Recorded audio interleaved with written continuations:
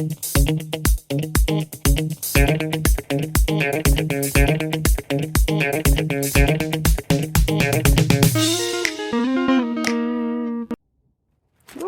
hi. Yeah, today there is a little bit of a perspective change happening, because sometimes the answers are in the details, you know. Will it be the case for the next question?